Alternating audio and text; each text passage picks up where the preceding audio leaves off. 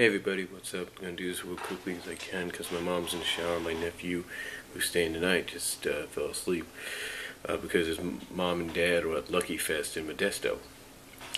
Anyway, I thought I'd talk about, you can see right here, basically talk about Laff Lympics, if you will. Basically the history of the show, and in case you guys don't know much about the history, basically the show came out around 1977, and believe it or not,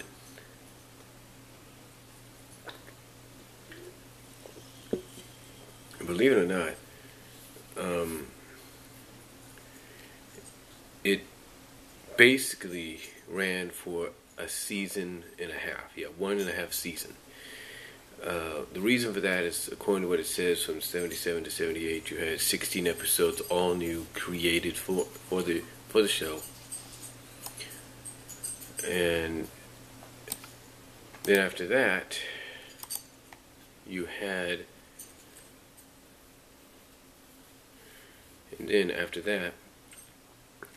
for the following season, from 78 to 79, you had 8 new episodes.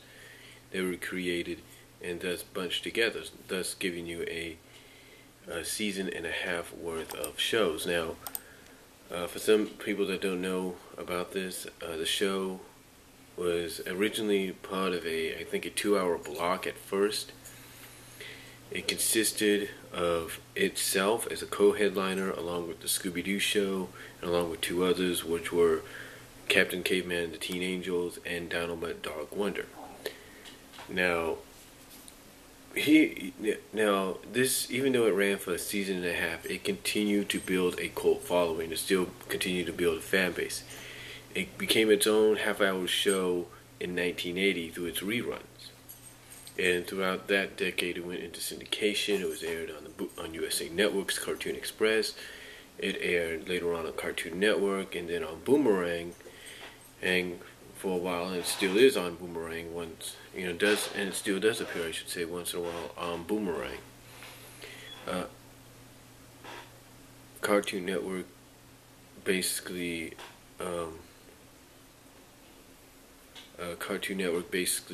back in, I think it was, 2000, 2004, something like that, created an Olympic, for about a month or so, created a block on Saturday and Sunday afternoons, and as well as, most importantly, Sunday mornings and Saturday mornings. But mostly, it was about a 2-hour block or so on Saturday afternoons, where they would, and I think even Sunday afternoons, so basically both weekend afternoons, to where you would get a lot of Olympics episodes. I think it was mainly Saturday, but I think sometimes they would do it on Sunday as well. But like I said, you would get about 2 hours worth of Laff Olympic episodes. You would get, this would be each week. So if you got a total of about 22 episodes, if you will, got a total of that, then you would be looking at basically 2 weeks. In the first 2 weeks you'd have 2. The next 2 weeks you would have 8, and then the following 2 weeks or so you would have 16, and then I think after that you had another few weeks. It was something, so basically it was kind of like back and forth, and sometimes, like I said, they would show it on Sunday as well to kind of really get all the episodes broadcast to coincide with the Olympics. I don't know why they stopped doing it, but they did. They did stop doing it, and again, I don't know why.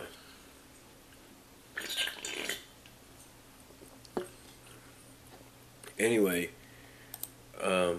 here's what's, now, again, like I said, the show got a huge following. I mean, even as it grew, as it got reran and everything, got a huge following. Fans enjoyed it, because basically it was what many people call a spoof of the Olympics, basically a combined spoof, if you will, of both the Olympics and ABC's Battle of the Stars. which was on around the same time.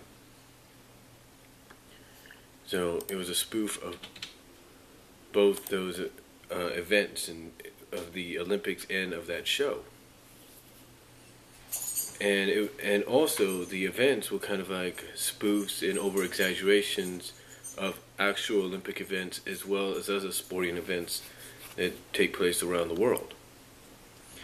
And they would go to all these locations sometimes that normally you wouldn't have events in real life take place in. Especially, let's say, the moon. The moon, if you will. So, anyway, long story short on that, the moon, the episode where they go to the moon and, spoiler alert, ends in a three-way tie with all three teams winning, was basically the finale.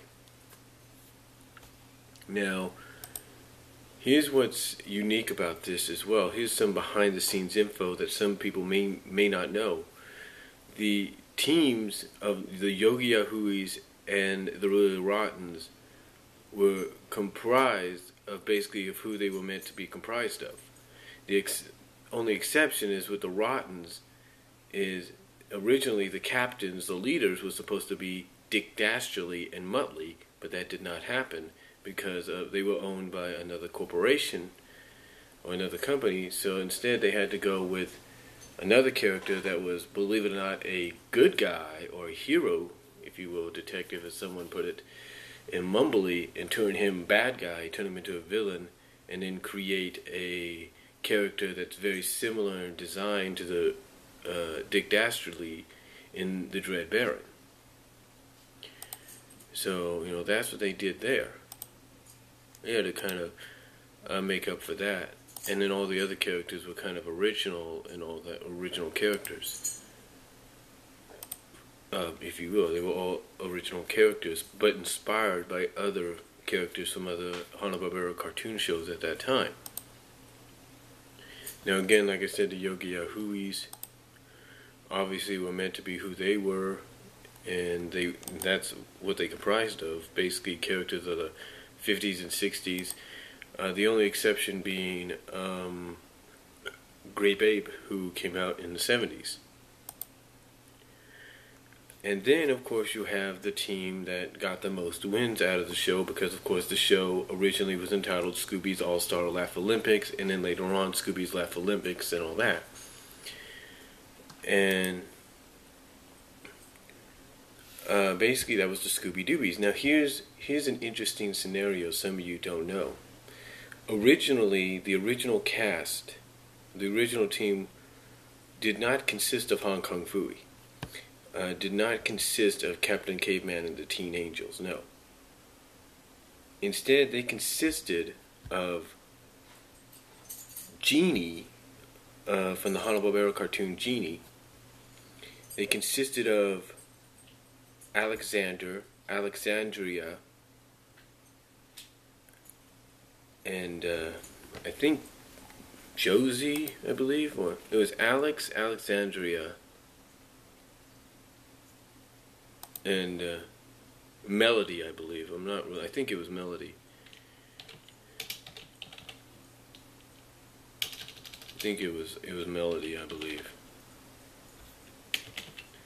that they consisted of. I'm trying to make sure I get my information right here. Yeah, Melody, Alexandria, and Sebastian the Cat were originally, and if you don't believe me, here's your evidence right there. There's your evidence right there. In fact, we can probably do a close-up of that. You can see it even better. But originally, that was supposed to be the Scooby-Dooby team. That was the original Scooby-Dooby team. And you can see, again, there's all those that were on the team, like Shaggy, Blue Falcon, Scooby-Dum, Dino-Mutt, and Babu, as well as Speed Buggy and Tinker. Originally, again, like I said, Genie, Alexander, Melody, and Alexandria was supposed to be part of the Scooby-Dooby team, but because of the fact that Genie was owned by Columbia Pictures Screen Gems, and the fact that Jeannie, okay, yeah, that's the, and of course the fact that the Josie characters of Alexander, Alexandria, and Melody and Sebastian the Cat were owned by Archie Comics. You know, they couldn't use them as much as they wanted to. So instead, Hong Kong Phooey, believe it or not, took Jeannie's place, and Captain Caveman and the Teen Angels took, basically the Josie character's place. They took the character. Basically, Captain Caveman and the Teen Angels took the place of Alexander, Alexandria, Sebastian, and Melody. So there's a little behind-the-scenes trivia that you didn't know of. Now, the Laff Lympics franchise, as I like to look at it, went beyond just an animated show in the 1970s. It also was given its own comic book series by Marvel Comics, which ran for 13 issues.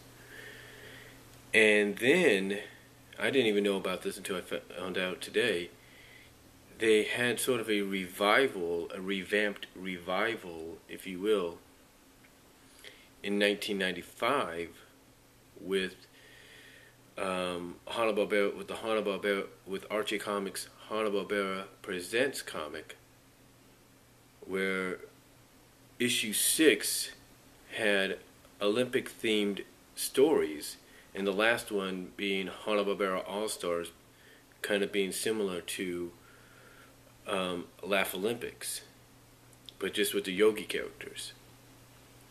So overall, Laff Lympics was definitely a show that if you've never seen it yet, I think some people have put it on YouTube in various parts, if not in whole episodes. It's a show that you should check out. It's very, very fun, and I think it's one of the rare animated shows in television history that's taken all the established characters of one company and put them in one show. And of course, the other kind of company that did that similarly was, of course, Disney with House of Mouse. But again, like I said, I think they were the first company. Hanna-Barbera was the first company to do this. So definitely, if you can check it out. I mean, they got most of the episodes on DVD, except you want to be careful about the third volume, which recently came out. It has 12 episodes on the DVD, along with Spooky Games. It's called Spooky Games, and about 2 or 3 of them are re-releases of episodes that were already released on Volume 1 and 2. So definitely look out for those. For me personally, I got into the show I probably had seen the show when I was a kid, back in the 80s and all that. Just couldn't remember until like the late 90s, early 2000s when Cartoon Network was doing it. And I looked up the information to learn more about it. And to me, I thought it was a very unique concept for that time. And, currently right now, they don't have episodes on they don't have a season set or a complete series set. I think they're working on that to be like part of the on-demand service, but I'd like to see that eventually happen when it gets its own seasonal set, its own complete series set, I should say. I'd like to see that happen, and maybe see a revival down the line, perhaps a movie. I mean, we're getting all these movies based on Hanna-Barbera characters and shows. Why not this? But again, definitely check this out. I highly recommend it, and that's all I'm going to say. Comment down below, and God bless and take care.